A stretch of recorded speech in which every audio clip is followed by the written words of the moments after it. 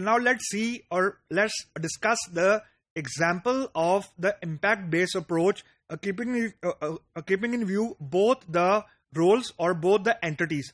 जो पहला impact area था, या यूं कह लें जो पहला impact entity होती है, whenever there is a lapse in the software quality requirement, is the customer.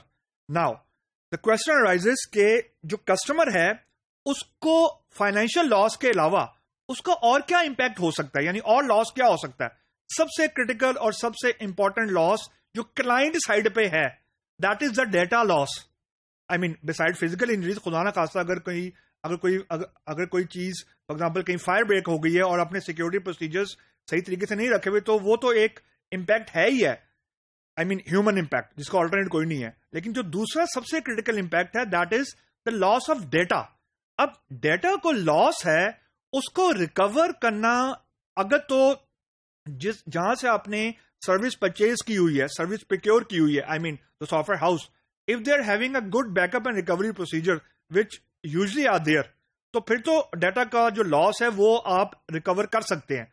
लेकिन एट टाइम अगर आपका for example as a policy कुछ कंपनीज 45 डेज से ज्यादा का बैकअप नहीं रखती and you have a data loss, तो अगर 45 डेज से पहले आपको डाटा चाहिए तो at times they don't have, I mean जो भी उनकी पॉलिसी है, इफ ऐसा कभी भी नहीं होता कि सारे का सारा डाटा का बैकअप पड़ा हुआ, there is certain a cut off time. I mean for example 1 साल है, 2 साल है, तो उसके बाद का डाटा अमूमन कंपनीज रखती हैं, लेकिन वो आर्काइव में रखती हैं. It is very difficult to retrieve. तो ये जो इम्पैक्ट है डाटा का, इसको कैलकुलेट करना बहुत मुश्किल काम है. आई मीन यूजली जो क्लाइंट्स हैं, they can leave the a certain vendor at the अगर ये चीज मिस आउट हो रही है. नंबर 2, जो कस्टमर है उसको अगर कोई इशू आ रहा है, वो कभी भी डायरेक्टली जाके वेंडर को नॉक नहीं करेगा कि ये उसकी साइड का इशू है. At time there are certain issues जो क्लाइंट साइड पे होते हैं. फॉर एग्जांपल कि जी इंटरनेट का इशू आ रहा है, इंटरनेट की कनेक्टिविटी सही नहीं आ रही क्लाइंट साइड के ऊपर, जिसकी वजह से आपका जो फॉर एग्जांपल जो भी सॉफ्टवेयर का प्रोग्राम है या वेबसाइट है वो सही लोड नहीं हो रही. ब्राउजर्स का इशू आ रहा है, या you are not using the software correctly. अब इन चीजों के ऊपर जो टाइम इन्वेस्ट होना है क्लाइंट का, that is a very big impact area.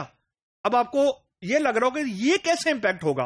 Reason, if a customer is investing X amount of time in doing the root cause analysis, in finding out कि उसकी साइड पे क्या इशू है, तो उसको पर आवर उसकी cost जा रही है. कोई अगर रिसोर्स काम कर रहा है तो वो रिसोर्स को पैसे पे कर रहा है, चाहे वो उसका एम्प्लॉय है, लेकिन उसको एक कॉस्ट पड़ रही है. तो जो रूट कॉज फाइंड आउट करने में क्लाइंट साइड को अगर कोई इश्यू आ रहा है, तो इट हैज सर्टन वैल्यू. और अगर at the end of the day ये मालूम हो कि रूट कॉज के बाद, क्लाइंट साइड पे रूट कॉज के बाद इश्यू वेंडर का था, और that is the actual point, I am just hitting the nail, कि ये इश्यू है कि जो अगर आइडेंटिफाई कर रहा है कि वेंडर की तरफ से कोई क्वालिटी का पैरामीटर मिस आउट हो गया, यानी फॉर एग्जांपल फायरवॉल का इशू आ गया, या डाटा की सिक्योरिटी का कोई इशू था, या इलीगल एक्सेस हो गई है, इस तरह के बेतहाशा इश्यूज हैं जो डाटा की सिक्योरिटी से रिलेटेड होते हैं. That these are the issues which can impact on the customer side. Now second is the vendor or supplier side. Now just imagine a situation कि एक सॉफ्टवेयर बना हुआ है और उसके क्लाइंट फॉर एग्जांपल 100 जगह उसकी डिप्लॉयमेंट्स हुई हुई हैं और सॉफ्टवेयर में कोई क्वालिटी का इशू था. अब नाउ इमेजिन के 100 जो क्लाइंट्स हैं उनकी तरफ से कस्टमर सपोर्ट को कॉल्स पे कॉल्स आई जा रही हैं.